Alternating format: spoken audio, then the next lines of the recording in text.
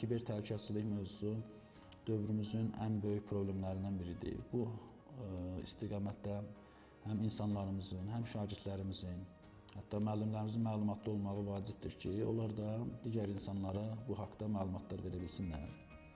Kiber təhlükə və təhlükəsizlik deyəndə iki fərqli mövzudur. Kiber təhlükə ondan ibarətdir ki, ilk növbədə hər kəsin ağlına gələn məsələ məlumatların oğurlanmasıdır. Amma bu məlumatların oğurlanmasının da xidmət elədiyi bir şey var, bir maddiyyatın əldə olunması. Kiber təhlükəsizlik məsələsində bu məlumatların oğurlanması bəzi, belə deyək, dələduzlar tərəfindən toplu məlumatların kimlərə satılmasına gətirib çıxardır ki, həmin o məlumatlar vasitəsilə də hər hansı bir şirkətlər bizə fərqli məhsullar təklif edirlər, bizim davranışlarımızı analiz edib, bizə uyğun, bizim alma ehtimalımızı artıran məhsullar gətirib çıxardırlar qarşımıza axtarışlarımızda və bu da onların, belə deyək, satışlarını artırır. Bu istiqamətdə bir məlumat oğurlanması var. Ən çox yaygın olan məlumat oğurlanması da budur. Hal-hazırda süni intellektin inkişafı ilə yanaşı kiber təhlükəsizlik mövzusu da aktuallaşır. Əslində burada biz texnologiyanı mühakimə etməyəcəyik. Çünki texnologiyanın inkişafı bizim üçün müsbətdir. Sadəcə olaraq süni intellektin pis məqsədlərdən istifadə edilməsi təbii ki, pis nəticələr göstərə bilər, amma biz onu yaxşı məqsədlər üçün də istifadə edə bilərik. Yəni, qarşı tərəf nə qədər pis niyyətli fəaliyyətlər göstərməyə çalışırsa və təbii ki, daha çox məlumat əldə edəcək və s. Amma biz ola bilsin ki, süni intellekti, yəni eyni tədbirlərdən qarşısı olaraq müdafiə xarakterli, yəni planlar işləsək, o bizə təbii ki, çox böyük effekt verəcək. İnsan əgər bir sistemə araşdırıb səhv boşluğu tapmaq, aradan qaldırması bir neçə saat çəkir, süni intellekt onu bir neçə saniyə ərzində edə bilər, hətta daha da sürətlə edə bilər. Həmçində burada süni intellekt əvvəldən öyrədilir və boşluqların tapması avtomatlaşdırılır. Məsələn, yəni elektrik xəttlərini götürək. Elektrik xəttlərindəki bir yüklənmə, məsələn, insan tərəfindən və yaxud da sadə avtomatlaşdırılmış sistemlər tərəfindən gec aşkar edilə bilər. Ancaq süni intellekt tərəfindən elektrik şəbəkənin qoşulma olduğu zaman süni intellekt buradakı elektrik şəbəkələrindəki həddindən artıq yüklənmənin vaxtında aşkar edə bilər və bunu bir hücum, kritik infrastruktur hücum kimi qiymətləndirər və həmin o elektrik şəbəkəsinə gedən xətti bağlaya bilər. Eyni də digər xidmətlərdə də bunu yerinə yetirə bilərik. Müdafiə xarakterli əsasən dövlət qurumlarında və yaxud da ki, digər özəl şirkətlərdə olsun, vətəndaşlar tərəfindən olsun, bunların müdafiəsi istifadə edilə bilər. Məsələn, serverlərin qorunması üçündür, kritik informasiya obyektlərinin qorunması üçündür, məlumat təhlükəsizliyi üçündür, həmçində vətəndaşların phishing hücumlarından qorunması, daha sonra ransomware hücumlarından kompüterlərin qorunması kimi istifadə edilir. Hücum vasitəsi kimi də əlbəttə ki, yəni hər bir alət də həm yaxşı tərəfdən istifadə olunur, həm pis tərəfdən də. Təəssüf ki, hackerlar da bu müddətdə də öz fəaliyyətini dayandırmır. Yəni süni intellektdən biz nəki avtomatlaşdırmaq üçün istifadə edirik, işlərimizi asanlaşdırmaq üçün istifadə edirik. Eyni hücumçular da süni intellektlərdən öz işlərini asanlaşdırmaq üçün istifadə edirlər. Məsələn, internetdən məlumatın axtarılması və qarşı tərəfə hücumun hazırlanması üçün deyək ki, süni intellekt olmadan müəyyən qədər vaxt lazımdır. Saytların axtarılması, şirkətin məlumatdan saytlardan tapılması və s. Ancaq bunu süni intellekt olduğu halda süni intellekt sadəcə bir prompt vasitəsilə yüzlərcə saytı dəqiqələr içərisində axtarıb bizə lazım olan məlumatı qaytarır. Eynilərdən, məsələn, biz günlük həyatımızda çox sayda süni intellektdən istifadə edirik. Məsələn, ChatGPT olsun, Google Gemini olsun, Copilot olsun. Bunlar çox zaman hücumçular tərəfindən istifadə edilmir. Hücumçular özlərinin süni intellekt alətlərini yaradırlar. Çünki bu kimi süni intellekt alətlərində bizim istifadə etdiyimizdə qaydalar və prinsiplər var ki, bunlar həmin o hücum alətlərinin yaradılmasına icazə vermir. Məhz buna görə də hücumçular öz süni intellekt alətlərini yaradırlar ki, bunlar internetdə bir çox süni intellekt alətlər vardır. Məhz bunun sayəsində də öz alətlərini inkişaf etdirmək sayəsində də hücum səthi genişlənir. Bəs görəsən günümüzdə süni intellekt sistemlərinin məlumat toplaması hüquqi risklər yaradırmı? Məsələ biz bu sualımızın cavabını da öyrəndik. Azərbaycan Respublikası Prezidentinin 19 mart 2025-ci il tarixli sərəncamı ilə Azərbaycan Respublikasında 2025-28-ci illər üzrə süni intellekt strategiyası qəbul olunmuşdur. Həmin strategiyada süni intellektdən məsuliyyətlə istifadə olunmasının, həmçinin məlumatların məxfiliyinin qorunmasının, fərdi məlumatların əldə edilməsinin, qanunvericiyə uyğun həyata keçirilməsinin, süni intellekt vasitəsilə fərdi məlumatların əldə edilməsi, kiber təhlükəsizlik, dezinformasiya və digər sahələr üzrə müəyyən riskə yarada bilir. Buna görə də dövlət tərəfindən bu risklərin qarşısının qabaqcadan alınması üçün bu sahə üzrə hüquqi bazanın təkmilləşdirilməsi və texniki təhlükəsizlik tədbirlərinin görülməsi daimi olaraq diqqətdə saxlanılır. Bu sahə üzrə daimi olaraq zəruri tədbirlər icra edilməkdədir. Bugün süni intellekt gündəlik həyatımızın görünməz, amma ən güclü təsir vasitələrindən birinə çevrilib. Bəs sizcə süni intellekt nədir? Süni intellekt insan kimi düşünə, öyrənə və müəyyən tapşırıqları yerinə yetirə bilən ağıllı proqramlardır. Amma onun yaratdığı məlumat həmişə doğru olmur. Süni intellekt reala çox bənzər mətnlər, şəkillər və videolar yarada bilir. Bu da doğru ilə yanlışı ayırmağı çətinləşdirir. Məlumatın manipulyasiya məqsədi ilə yayılmasına şərait yaradır. Məzmunu olduğu kimi qəbul etmə. Məlumatın məqsədini başa düş. Faktları və mənbələri yoxla. Süni intellektin yaratdığı məlumatlara sorğulayıcı yanaş. Araşdır, müqayisə et və təsirə düşmədən qərar ver. Həqiqəti fərqləndirə bilmək üçün media savadlı ol. Məlumatın doğruluğu hamımızın məsuliyyətidir. Bugünkü dövrdə oyun platformaları böyük bir iqtisadiyyat formasına gəlib çıxıbdır. Milyardlarla dollar vəsait köçürülür bu oyun platformalarına. Hər kəs 5 dollar, 10 dollar, 50 dollar, hətta minlərlə dollarlar xərcləyib bu oyunlarda müəyyən səviyyələrə gəlmək istəyən insanlarla doludur cəmiyyət. Bu insanların orada əldə etdikləri müəyyən, belə deyək, səviyyələrimi, güclərimi özlərinə köçürmək. Bu problemlərlə rastlaşmaq mümkündür, amma bu istiqamətdə də bizim mövzumuza uyğun olaraq süni intellekt bizə iki yol açır. Süni intellekt həm bu tələlərə düşməyimizi asanlaşdırır bir tərəfdən, həm də bizim qorunmağımızı da təmin edir. Hər kəs bunu anlamalıdır ki, ilk növbədə valideynlər də diqqətli olmalıdır ki, bu kiber hücumlardan qorunmağın birinci yolu şagirdlərimizi, övladlarımızı diqqətli olmağa çağırmaqdır. İnsan nə qədər diqqətli olsa, nə qədər belə deyək, rəqəmsal savadlılığı olsa, o qədər bu cür təhlükələrdən yan keçə bilər və insanların çoxusu öz səhvləri ucbatından bir növ bu tələlərə düşürlər. Süni intellekt vasitəsilə hücumlar baş verir və ola bilər ki, burada vətəndaşların məlumatları da oğurlana bilər, vətəndaşlara olunan meylləri götürülüb. Məsələn, tutaq ki, mənim istifadəçi bazam vardı və istifadəçi bazamda istifadəçilərin deyək ki, meylləri vardı, telefon nömrələri vardı və yaxud da ki, hər hansı bir bank olsun, kart məlumatları vardı. Şəxsi məlumatlar ümumiləşdirib belə deyə bilərik. Bu zaman məlumatlar götürüldükdən sonra bizə meyl vasitəsilə mesajlar gələ bilər, zənglər gələ bilər WhatsApp üzərindən və s. Məsələn, buna necə nümunə göstərə bilərik? Bəzən görürsünüz ki, sizə meyl vasitəsilə bilmədiyiniz yerdən bir mesaj gəlir. Bir konfransda ola bilər, xaricdə olan bankda ola bilər. Bəs bunlar sizin meylinizi məsələn fikirləşə bilərsiniz ki, hardan alıblar əlaqə məlumatlarınız və yaxud da WhatsApp-dan xarici nömrələrdən sizə mesajlar gəlir, deyək ki, pul tələsi kimi. Bunların hamısı internetdə qorunmayan məlumatlarınızın, açıqda olan məlumatlarınızın əldə edilməsinə irəli gəlir. Yəni burada ən əsas rol, belə deyək, vətəndaşın savadlılığının daha irəli səviyyədə olması kiber savadlılığıdır. Çünki bir vətəndaş zərərli proqramın necə davrandığını bilib, ayırt edə bilirsə, əlbəttə ki, bunun hücum olduğunu da fərqinə varacaq. Yoxsa əgər bir vətəndaş bunu bilmirsə, heç bir məlumatı yoxdursa, belə deyim, məlumatımız olmadığı, bilmədiyimiz bir hücumdan heç cür qoruna bilmərik. Bu istiqamətdə şagirdlər, valideynlər, ümumiyyətlə insanlarımız bilməlidir ki, ilkin hədəf hansı platformda olursa olaq, müasir dövrün, belə deyək, ən gözəl qorunmasından biri olan iki faktorlu qorunmadan istifadə etməlidirlər ki, bu iki faktorlu qorunmada ondan ibarətdir ki, hər bir dəqiqədən bir bizim sistemin kodunu dəyişir. Və bu da bizim sistemimizə, mövcud olduğumuz platforma nə olursa olsun, oraya yad müdaxilələrin ehtimalını zəiflədir. Birbaşa bizə hücum olmadığına görə də bu sistemlər bizi kifayət qədər güclü formada qoruyur. Salam, mən DigiGuard. İnternetdə hər gün milyonlarla məlumat paylaşılır. Amma onların hamısı etibarlı olmur. Gördüyün hər məlumata inanırsan, paylaşmadan əvvəl düşünürsən, rəqəmsal məkanda yanlış və manipulyativ məlumatlar sürətlə yayılır. Mənbəyə sual ver. İnformasiyanı təhlil et. Faktları yoxla. Paylaşmadan öncə yenidən düşün. Yanlış məlumatları paylaşaraq dezinformasiyanın yayılmasına səbəb olma. Düşün, yoxla, sonra paylaş. Məlumatın doğruluğu hamımızın məsuliyyətidir.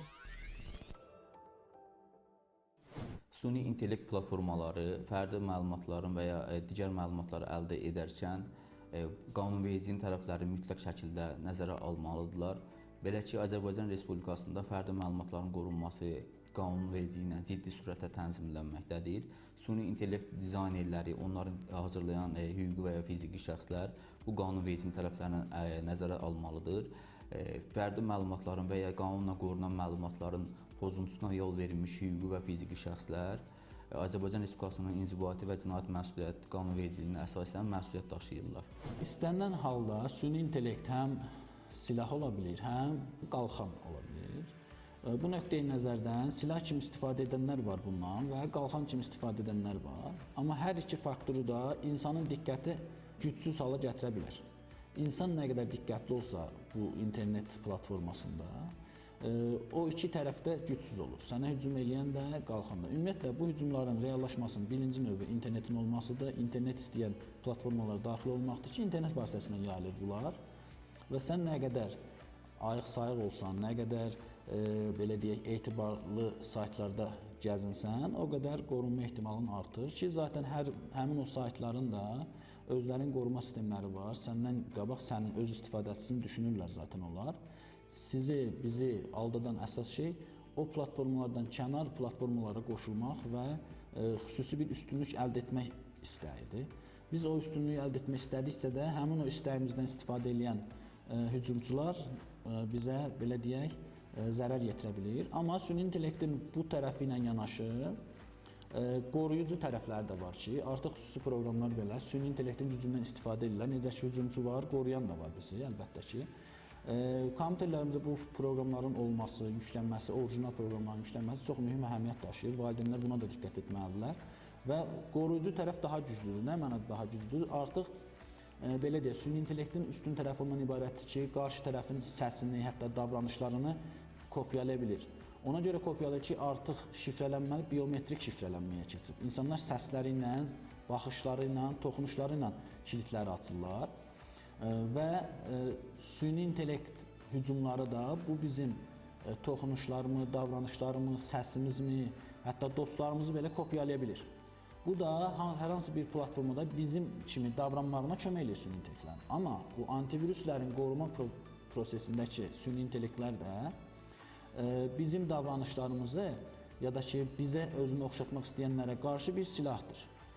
Kimlər ki, qarşı tərəfə hücum edən şəxslər bizim davranışlarımızı təqlid eləmək istəsə, ya da ki, bizim kimi davranmağa çalışsa, biometrimizdən istifadə eləməyə çalışsa, öncədən o hücum başlamamışdan onun qarşısını ala bilir.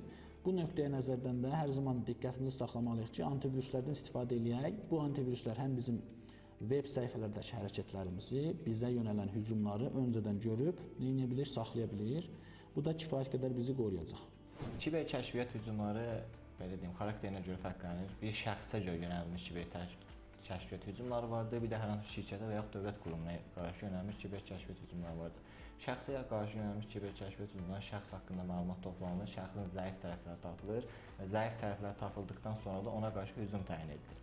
Təşkilata və şirkətə qarşı yönəlmiş hücumlarda şirkətdə məsələn hər hansı bir zəif halqanın, yəni zəif işçinin tapılması və yaxud da ki, boş bir texniki boşluğun tapılması vasitəsilə və yaxud da ki, şirkət hər hansı bir həssas məlumat paylaşıbdır və yaxud da internetdə web səhifələrində boşluq vardır. Bunun vasitəsilə məsələn hücumlar nəzərdə tutulur. Süni intellekt vasitəsilə bu boşluqlar sürətli vasitəsilə skan edilə bilər. Həmçinin internetdə web səhifədəki olan boşluqlar da süni intellekt alətləri vasitəsilə tapıla bilər. Məhz bu boşluqların tapılması nəticəsində də yenidən təşkilata hücumlar həyata keçirilə bilər. Eynilə də vətəndaşların özlərinə. İnsanın istifadəsindən təbii ki, asılıdır. Müəyyən mənada çətinləşib deyə bilərəm. Çünki artıq yeni taktikalar meydana çıxır, yeni hücum metodları mövcudlaşır. Amma biz də onunla yanaşı müdafiə sahəmizi daha çox inkişaf etdirsək, təbii ki, biz eyni intervalla müdafiə tərəfini yaxşılaşdırmış olacaq. Yəni, biz o texnologiya inkişafını izləyə bilsək, təbii ki, müsbət nəticələr əldə edəcəyik. Lakin biz texnoloji imkanları yetərincə istifadə etmədikdə, yaxud da ki, müəyyən mövzularda geri qaldıqda, təbii ki, o sahə daha çox inkişaf edəcək və biz bir növü uzlaşa bilməyəcəyik.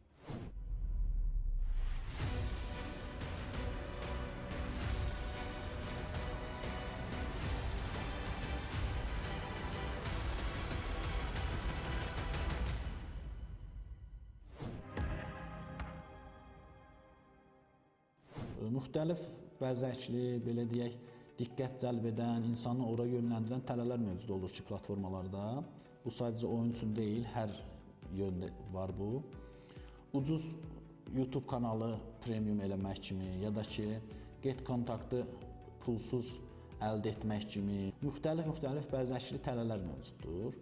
Bu tələlərin də əsl məqsədi o demək deyil ki, mütləq səndən nəsə uğurlanacaq ya da ki, nəsə əldə olunacaq. Əsas məqsədi odur ki, mümkün qədər çox insanın platformasına giriş etməyə çalışırlar. Bu insanlar bu ildə, gələn ildə, növbəti ildə ora hər hansı bir məbləğ köçürdəndə o məbləği uğurlamaq imkanları var.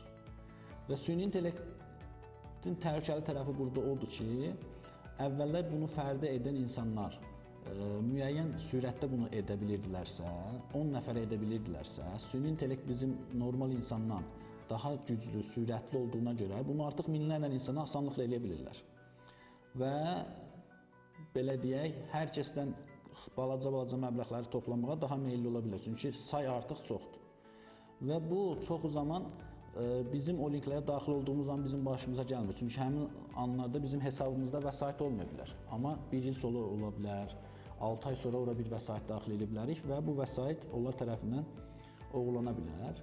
Və bu da onlar üçün davamlı bir gəlir mənbəyidir. Amma bu tələlərə düşmək də bizdən asılıdır. Niyə? Çünki biz aldadıcı vədlərə çox inanırıq və diqqətli olmalıyıq ki, bəzəkli vədlərdən uzaq duraq. Əgər orada bir möhtəşəm təklif varsa və o təklifin real olmağı məni biraz şübhələndirirsə, deməli orada bir problem mövcud ola bilər. Bu istiqamətdə də hər kəs ehtiyatlı olmalıdır ki, bir məhsul satılırsa, onu orijinal satılan mərkəzdən almaq, əldə etmək lazımdır.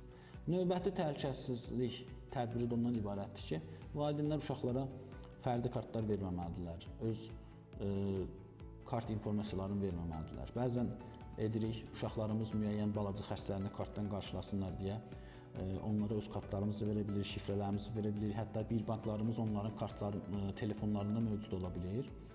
İstər-istəməz uşaqlar bizdən daha çox fərqli platformalara daxil ola bildiklərinə görə o məlumatların uğurlanma ehtimalı da daha çox artır və bir anda biz görə bilərik ki, kartımızda müəyyən vəsaitlər silinib və bu vəsaitin hardan silindiyini də biz belə deyək, tapmaq çox çətin hala gələcək. Ona görə o təhlükədən qorunmağın birinci yolu övladlarımıza fərdi kartlar verməməkdir. Hörmətli tamaşaçılar, gəlin bu məqamda öyrənək görək. Süni intellektin inkişafı, kiber risklərin idarə olunması ilə bağlı model necə dəyişib? Ümumiyyətlə təsir edibmi? Hal-hazırda ən kritik kiber risk biz xüsusən deepfake sahəsi üzərində dururuq. Çünki artıq şəxsin məlumatlarının digər məqsədlər üçün istifadə edilmək halları var ki, bu da artıq böhtan xarakterli, hansı ki, Azərbaycan Respublikası qanunvericiliyində nəzərdə tutulur, fərdi məlumatların qorunması haqqında qanunun bir sıra sahələrinin pozulması ilə nəticələnir. Bu səbəbdən biz Rəqəmsal İnkişaf və Nəqliyyat Nazirliyi olaraq Azərbaycan Respublikası ərazisində fəaliyyət göstərən hər hansı şirkətlər və yaxud da ki, dövlət qurumlarının hansı ki, fəaliyyət sahəsi vətəndaşın məlumatlarının toplanması, işlənməsi ilə bağlı sahədirsə, bununla bağlı bizim müəyyən reyestr və lisenziyamız olmalıdır ki, bu fəaliyyəti icra edə bilsin. Təbii ki, bu fəaliyyət qanunvericiliyi ilə tənzimlənir, üçüncü tərəflərə heç bir halda ötürülə bilməz və bunun müəyyən monitorinqləri davamlı şəkildə aparılır və son bir ildə də artıq 3 milyondan çox Azərbaycan Respublikası vətəndaşının məlumatları xarici qüvvələr tərəfindən oğurlanmağa cəhd edilmişdir və bunun qarşısı bizim qüvvələrimiz tərəfindən alınmışdır. Onu da qeyd edim ki, artıq insanlar fərdi məlumatlarını düzgün qorumamış da ola bilər. Adətən fərdi məlumatların pozulması halı vətəndaşın öz məlumatlarını aid olmayan sahələrdə qeyd etməsi və yaxud da ki, təqdim etməsidir. Misal üçün, insanın göz qişasının məlumatlarıdır, üz quruluşudur, səs akustikasıdır, səs temberidir, onun barmaq izidir, əl izləridir və eyni zamanda digər, misal üçün, DNT analizləri var, bədəninə xas olan müəyyən izlər var ki, bu məlumatlar artıq fərdi məlumat hesab edilir. Eyni zamanda sizin şəxsi imzanız da bura qeyd edilir. Yəni, bu kimi məlumatları əhatə edən hər hansı məlumat toplanması birbaşa Azərbaycan Respublikası qanunvericiliyindən tənzimlənməlidir. Əgər siz qanunvericiliyindən başqa sahələrdə bu məlumatları göstərirsinizsə, bu artıq sizin özünüzün məlumatları öz razılığınızla verməniz deməkdir. Məlumat sızması ilə qarşılaşan hər bir vətəndaş, şəxs bu haqda həmin ilk tədbiri olaraq istifadə etdiyi platforma üzrə onların özünün şifrələrinin, parollarının dəyişməsi zəruridir. Əgər həmin fərdi məlumatların ağırlıq dərəcəsi, təhlükəsizlik dərəcəsi nəzərə alındıqda, bu haqda vətəndaş dərhal aidiyyatı dövlət orqanlarına müraciət olunmalıdır ki, gələcəkdə həmin sahə üzrə risklərin qarşısı alınsın. Çünki kiber təhlükəsizlik sahəsində böyük risklər daşıyır, həm maliyyə sahəsində, həm digər sahəsində. Bu sahə üzrə vətəndaşlar həmin platformadan istifadə edərkən informasiya təhlükəsizliyi üzrə tələblərə mütləq şəkildə nəzər yetirməli və həmin tələblərə uyğun olaraq öz informasiya təhlükəsizliyini təmin etməsini həyata keçirməlidir. Azərbaycan Respublikasında fərdi məlumatların qorunması həmişə daimi ciddi sürətlə həyata keçirilmişdir. Azərbaycan Respublikasında fərdi məlumatlar haqqında qanunda, həmçinin informasiyalaşdırma və informasiya mühafizəsi haqqında Azərbaycan Respublikası qanunlarında həm fərdi məlumatların yayılması və ya onların əldə edilməsi tənzimlənmişdir. Vətəndaşın özünün razılığı olmadan onun haqqında məlumatların sosial platformalarda paylaşılması və ya süni intellekt videolarında istifadə olunması təbii ki, məsuliyyət daşıyır. Həm mülki məsuliyyət daşıyır, həm cinayət məsuliyyəti daşıyır. Bununla qarşılaşan vətəndaş həm mülki qaydada məhkəməyə müraciət etməklə, həmçinin aidiyyatı dövlət orqanlarına müraciət etməklə öz hüquqi müdafiəsini təmin edə bilər. Əsasən süni intellektdə erkən aşkarlamada vətəndaşlar daha çox bundan yararlanmır, belə deyək, müəssisələr yararlanır. Çünki bu aşkarlama sistemlərinin hər hansı bir texniki sistemə hücum edilərkən işə yarayır. Vətəndaşlara məsələn necə deyək, bir phishing hücumu gəlir. Phishing hücumu sadə dildə desək, saxta mesaj gəlir hər hansı bir qurum adından, şirkət adından və burada siz həmin linklərə və yaxud da ki, e-maillərə girərək öz məlumatlarınızı qarşı tərəflə paylaşırsınız. Məsələn, bunu süni intellekt vasitəsilə gərək sizin e-mail provideriniz edə. Məsələn, Gmail-dən istifadə edirsinizsə, Gmail vasitəsilə deyək Gmail özü bir süni intellekt sistemi quraşdırır və bu süni intellekt sistemi sizə gələn mailləri araşdırır, phishing kimi işarətləyib, işarətləmir. Məhz buna görə deyirəm ki, əsasən bu aşkarlanma, qaban alma sistemləri əsasən müəssisə səviyyəsindədir. Çünki müəssisə səviyyəsində IT mütəxəssisləri hər zaman müəssisədəki texniki sistemləri şəbəkəni qorumaq üçün bu kimi hallardan həmişə tətbiq edirlər. Ancaq vətəndaşların istifadəyə xidmətləri tətbiq edə bilər, eləməyə də bilər, bu dəyişir. Belə ki, müəssisə daxilində də istifadə ediləndə süni intellekt əvvəldən təlim keçirilir, öyrədilir. Məsələn, əgər bu kimi hal baş verərsə, deyək ki, serverə eyni anda gündəlik deyək ki, 10 ədəd istifadəçi işləyir. Bu 10 ədəd birdən-birə 1000 ədədə qalxarsa, demək ki, bu nədir? Şübhəli hücum kimi verilir. Və süni intellekt bunu yavaş-yavaş öyrənir, bilir. Və növbətdə bu hücum baş verəndə, deyək ki, 1000-dən yaxın istifadəçi girməyə çalışanda, buna biz DDoS hücumu deyirik. Süni intellekt bunu təhlükəli kimi işarətləyir və qabağını alır. Ancaq burada bəzi nüanslar da var ki, süni intellekt düzgün təlim keçirilməlikdə, öyrədilməlikdə bunları yanlış kimi qarşılamaya bilər. Buna false pozitiv deyirik. Hücumu məsələn nə edir? Doğruymuş kimi ötürüb, qəbul edib içəri ötürür. Yəni buna görə də süni intellekt sistemlərinin təlimi keçirilməsi vaxtında yeni hücumların öyrədilməsi də vacib əhəmiyyət daşıyır. Hal-hazırda müəyyən tədbirlər planlarımız mövcuddur. Mütəmadi olaraq məktəblərdə və digər dövlət qurumlarında tədbirlər həyata keçirilir. Adətən biz burada vətəndaşı təbii ki, günahlandırmırıq. Adətən insanların məlumatı bilməməsindən, yəni hər hansı qanun pozuntusu edə bilər. Təbii ki, bu qanunvericiliklə tənzimlənir, bu bəlli məsələ. Amma biz bunun qarşısını almaq üçün müəyyən təlimlər, məlumat verici videoroliklər və s. tədbirlər təşkil edirik ki, insanların bu sahədə məlumatı olsun. Texnologiya gün-gün inkişaf etdikcə artıq hücum vektorları da dəyişir. Əvvəlki qaydalarda hücuma edilmir. Daha gizli üsullarla icra edildiyinə görə artıq yeni üsullarda biz dərhal zamanında vətəndaşlara məlumat verməyə çalışırıq ki, artıq buna qarşı tədbirli olsunlar. Adətən amma vətəndaşın məsuliyyətsizliyi bu kimi məlumatların pozulmasına gətirib çıxarır. Hər kəs girdiyi linkin orijinallığına baxa bilməlidir.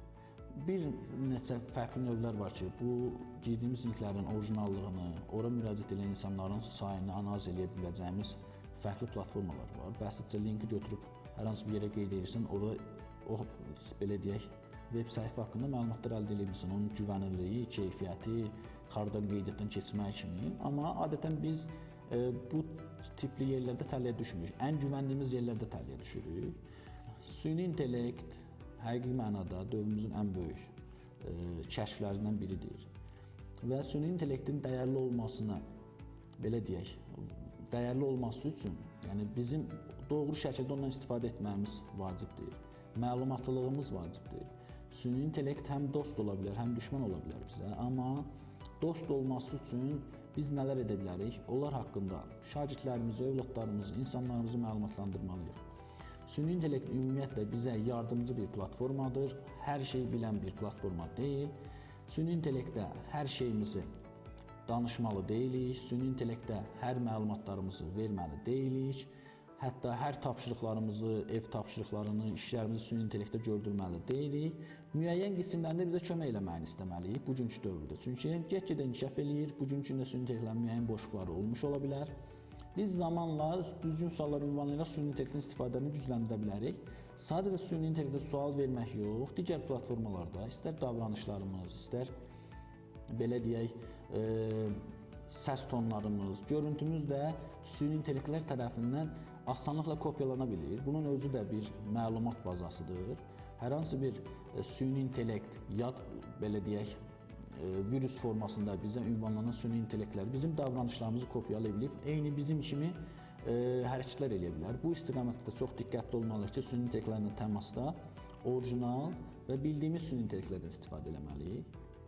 Və buna da misal olaraq onu da qeyd edə bilim ki, bəzən görürsünüz son vaxtlar geniş yayılıb ki, dostlarımızdan bizə mesaj gəlir, hətta səsli mesaj gəlir ki, mənə təcili pul lazımdır, bu karta göndər və biz də görürük ki, onun səsidir, heç nə də soruşmuruq, dərhal ona pul göndəririk. Bu süni intellektin mənim dostumun, ən sevdiyimin insanların səsini biometrik yaddaşa köçürməsidir ki, və onlar kimi davrandıqda istər-istəməz mənim etibarımı artırır.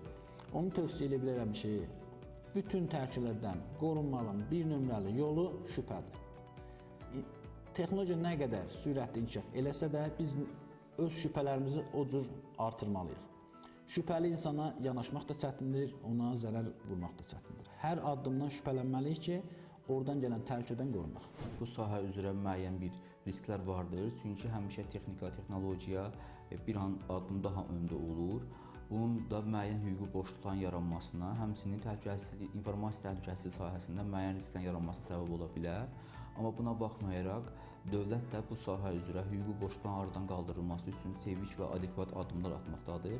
Çünki bu sahə üzrə boşluqlar yarandıqda risklərin də böyüyə bilir.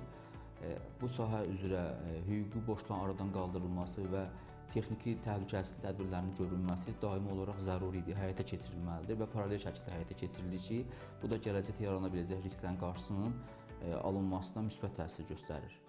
Vətəndaşlar sosial platformalardan istifadə edərkən, istər bu maliyyə sahəsidir, istər digər bir məlumat mübadiləsi həyata keçirəndir ki, Facebookdur, WhatsAppdır və digər sahələrdir. Bu sahə üzrə informasiya savadlılığının yuxarı olması gələcəkdə həmin şəxslərin müəyyən risklərinin olmasının qarşısını alacaqdır. Belə ki, bildiyimiz kimi indi kiber təhlükəsizlik sahəsində bir də baxsa müəyyən çətinliklər olur ki, maliyyə bank hesabları ələ keçirilir, maliyyə itkisinə səbəb olur və ya vətəndaşın özünə aid olmayan, özünün istifadə etmədiyi profillərdən və ya səhifələrdən özünə aid olan məlumatlar paylaşılır.